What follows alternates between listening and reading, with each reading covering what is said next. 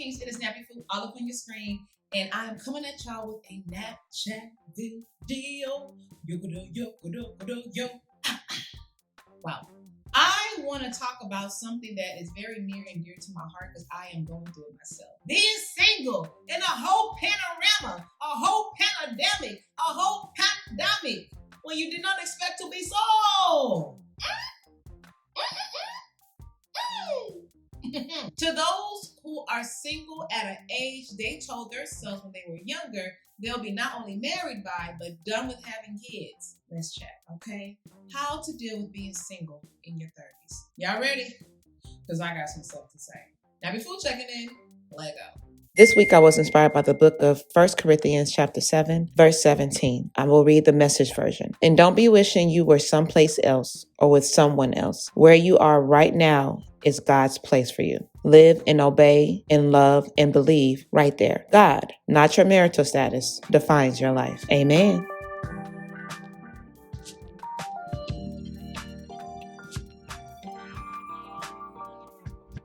Welcome back for another wonderful Sunday, y'all. I feel so good to be back on your screen. If this is your first time seeing me, hope you like today's video and you join Team Kings. Okay, how to deal with dating while you're in your 30s. Most people, I can't speak for all people, but most people, y'all see how my permanent middle line is not wanting to remove itself from the equation?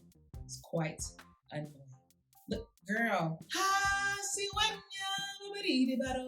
by now, I thought the birth of a marriage would have already came, okay? But, it just hasn't happened like that, and God, I'm not complaining. But, sometimes it is hard out here for a single chick, okay? And a single guy, I'm pretty sure. But what I want to share today are just some things that I feel can be of assistance to those who are in their 30s or 30 exactly, or just simply single, especially during the pandemic, and this is not where you thought you would be at. It has helped keep me at peace with being in a status I didn't expect to be in my 30s. Number one, committing my singleness completely to God.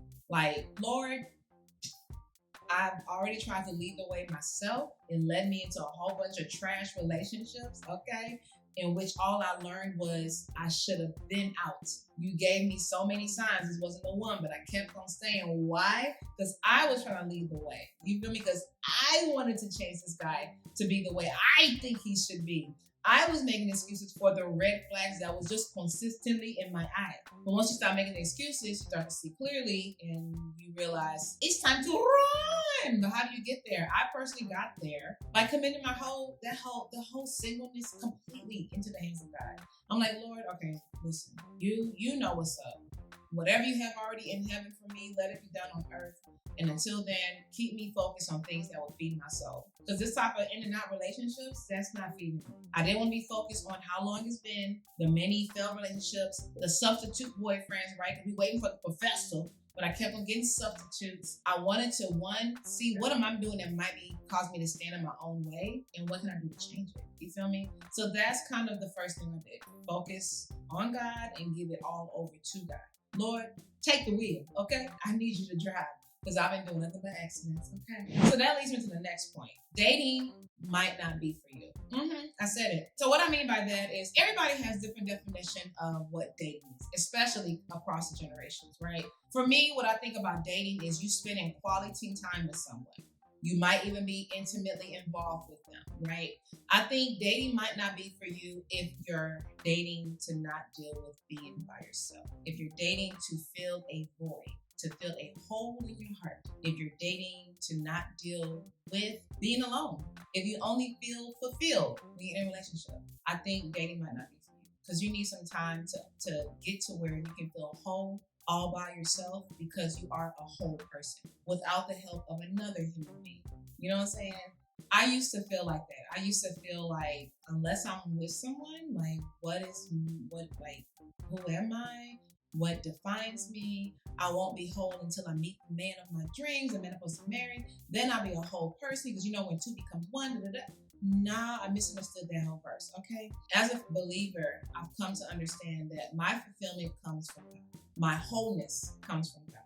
And that's the safest place for my heart to be. So yeah, I used to think of dating very wrongly. I had another embarrassing relationship where I caught the guy cheating and I just thought to myself, what? Like anyone, what did I do? It wasn't I. This cheating is all him, not me. Did I know that? No. Because why? I attached my identity to this relationship. Once I detached and attached, things started to be a lot clearer. I started to understand I need to be one with myself. I need to see myself as a completed individual. Regardless of who I'm with, I'm still whole.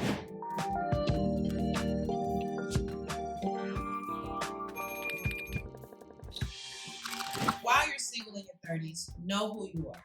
Yes, ma'am. Sir, are you hearing me? There's a quote that says, and I don't know who said it, girl, but I saw it somewhere. The shortest path to relational success is understanding yourself. Understand yourself, what you don't like, what you do like. Let your yeses be a yes, your no be a no, right? Understand what you will tolerate, what you will not tolerate, what you will accept, what you will give out. You feel me? Have principles you stand on and don't shit for not anybody, not even your mom and dad. Okay? That's very, very important. Have principles, have morals, have this mission statement of self. As one who is understanding herself a lot more every single day, there are things that I find myself saying absolutely no to now, right? And some of my friends are not understanding that. You being a girl, what? Who are you? You all brand new? I am brand new, okay? Because one thing you will notice is when you're trying to change for the better, there will always be people from your past that will try to bring you back. Hey, what? You used to do this though? I used to. But now I know better. Wisdom has intact into my brain, into my heart. I can't let it go. So yes, y'all, know yourself. Because when you know yourself, man, there's a level of growth that you experience that really starts to harvest some true blessings. There's another quote that I want to share again. I don't know who said it, girl, but I like it. Define yourself radically as one beloved by God. This is the true self. Every other identity is illusion. All right, so this one, it might sound a little weird. But even then, I'm going to encourage you to do it too. But most of y'all, most Team Kings is female. Learn yourself naturally. If you haven't seen your natural hair in over 6 months because you stay weaved up, you stay with braids, why? I can tell you why I used to do like that because I didn't know myself naturally. I didn't know her.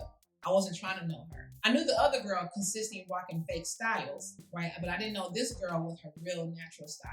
So when I say know yourself naturally, my first thought is natural hair. But not even just that, y'all. Know your body. Know like every mark on your skin. Where did this come from?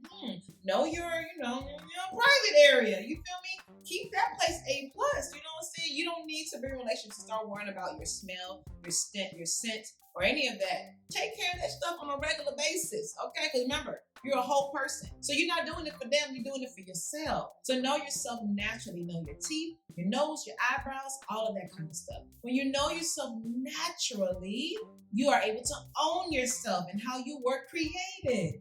Appreciate how you were naturally made. I only know one way, asking the Holy Spirit to help me, okay? I'm speaking from experience. I did not love and appreciate every single bit of me. Now I do.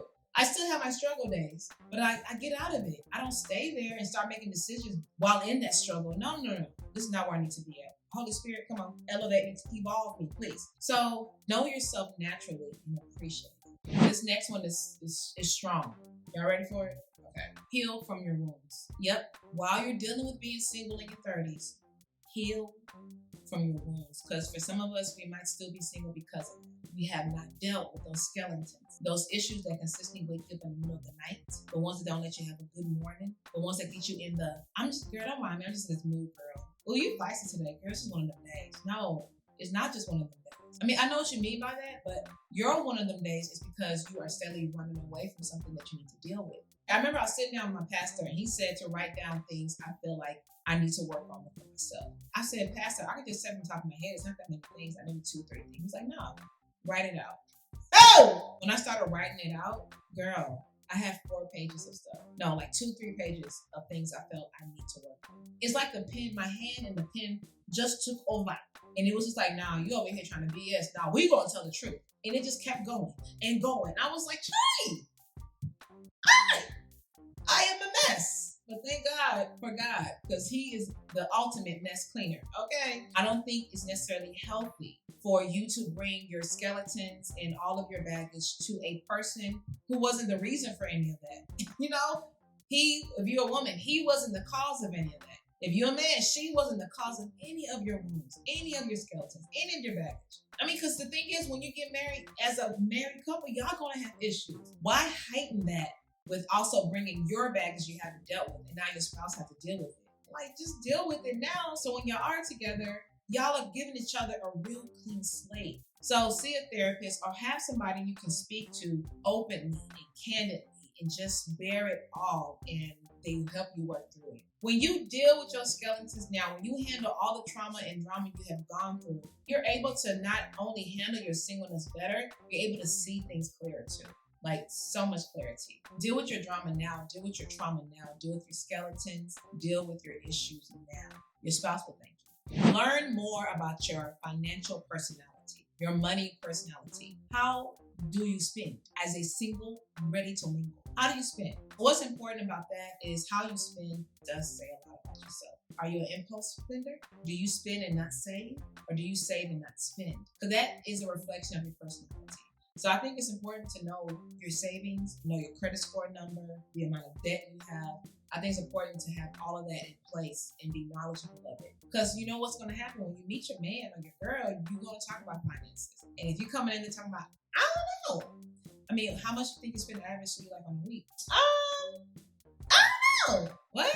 You should know the money coming out your account. Know your money, your financial personality. Because it could possibly tell you how compatible you will be with the person you're interested in. If you're someone who's very financially structured, you do like to take trips, but you like to plan that sucker out.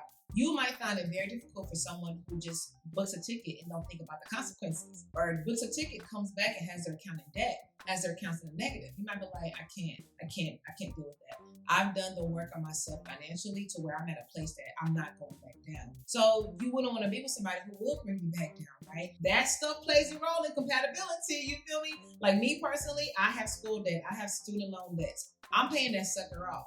I would find it very challenging to be linked with somebody who has debt and they haven't taken any steps to take care of it at all. I will look at him like, what? Why not? Because again, we talking about how to deal with dating in your 30s. We're talking about how to be single in your 30s. You're in your 30s. Why aren't you making financially wise decisions? There are too many resources out there that can help you get yourself on track financially. So, do it.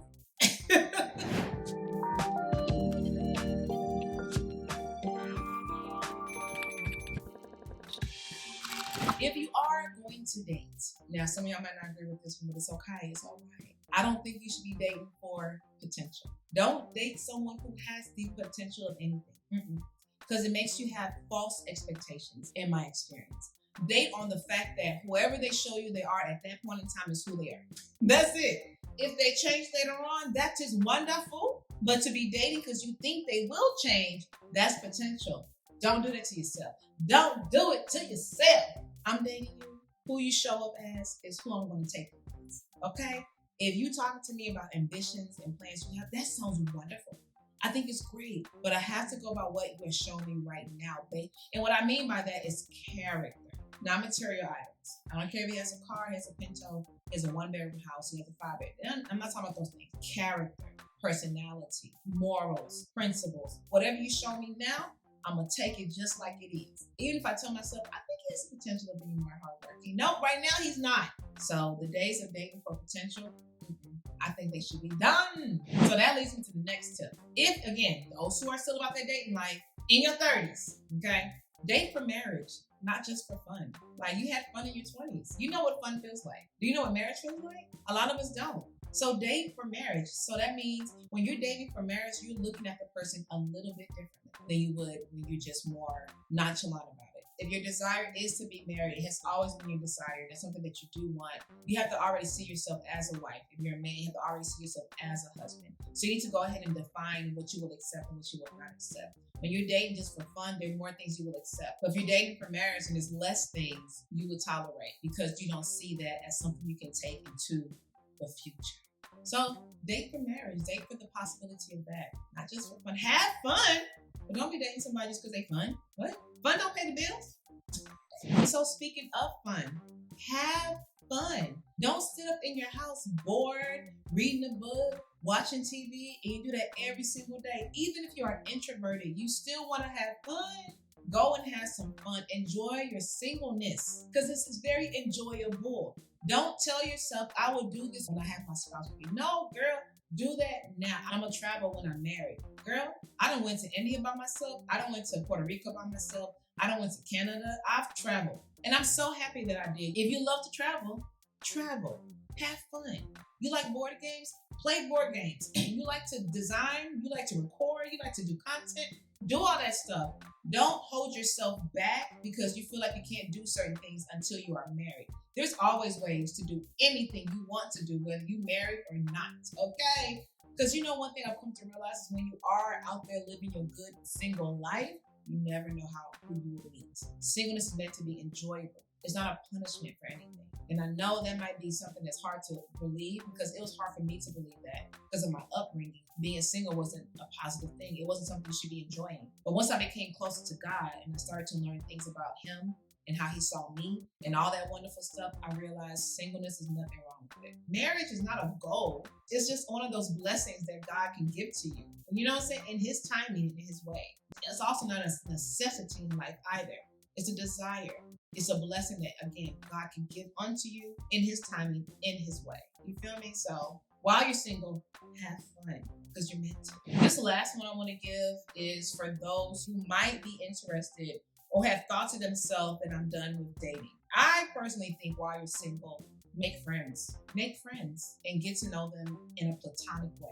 That's, to me, that just gives no pressure. It doesn't give you any confusion. While you're being friends and you genuinely getting to know each other, y'all both are being your own authentic self. There's no representative coming to me like, nah, you're not romantically approaching each other. You are platonically approaching each other. Even though there might be some attraction, you're getting to know each other genuinely as a friend. That's my thought. That's my thought process. But when you do that, I feel like you get to know that person a bit more deeper as opposed to we're both like really romantically interested in each other. I feel like those relationships can become best friends and it blossoms to a wonderful marriage. That's how I've always seen a man and a woman who were just always friends and they was best friends and they get married. I don't know. It just seems to always be a deeper connection.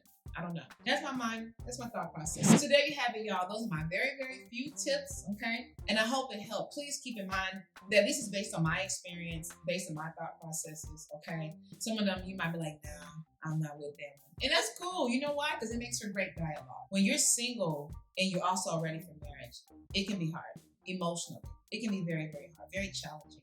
But as someone who has done the work or is doing the work to see singleness as not a curse, but as a blessing, it's really important to redefine your reasons for wanting to be married, to redefine how you see marriage.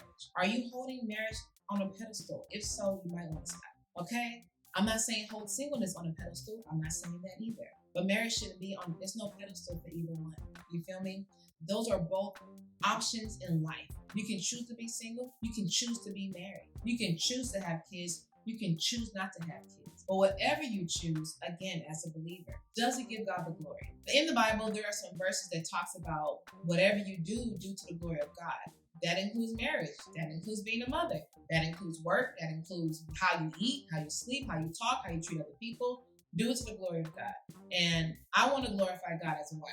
I'm glorifying God as a single woman. I'm ready to glorify God as a wife. I'm ready to glorify God as a wife and mother. You feel me? So with all that being said, don't think of your singleness as a problem. All right, so that's it, y'all. Let's go through it one more time. Commit your journey to God, okay? He's the only one that really knows how it's going to go. And trust Him along the way. Know yourself. Know who you really are and not the illusion of you, but the true you. Naturally get to know yourself from your hair all the way down to your toes, okay? Leave no part unseen by you. Heal from your wounds. Deal with any trauma you have right now. Any trauma, any drama, any skeletons, any issues that bothers you and keeps you up at night or that causes you to act out in a way that you really don't like. It all comes from some type of trauma. Deal with it now so you can really start your marriage off sweet like sugar cane. Know your financial personality. Who are you with money? How do you see money? How do you spend money? How do you not spend money? It helps with compatibility with your spouse. Don't date based on potential. Whatever morals or lack of morals, whatever principles or lack of principles, whatever personality, characteristics, or any of that they're showing you now, believe it and stand on that, okay? Not what is to come, but might not ever come.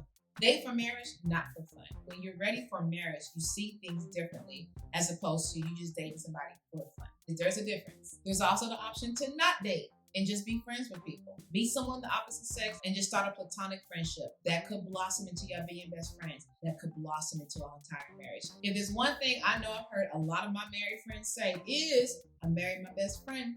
Okay. Last but not least, have fun. Your singleness is not a curse. It's not a problem. It's not something to hide away on. Like none. Forget the aunties and uncles who always makes it a big deal. They don't know what God has in store for you. Okay. So have fun, travel, explore, everything.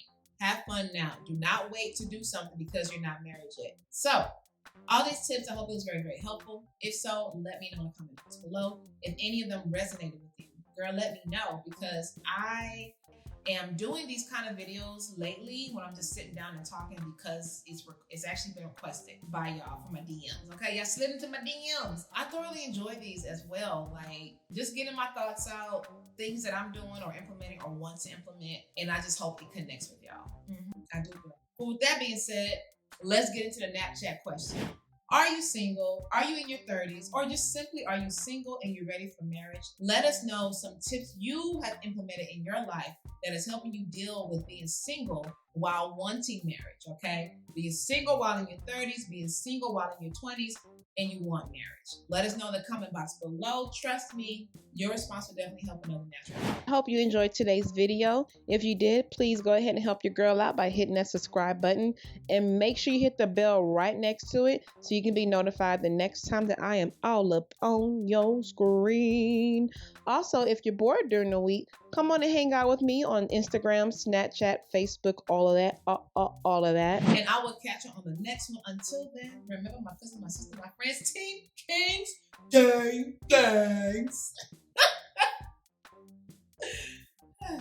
In order to have healthy mind, body, soul, everything, you got to do healthy things consistently.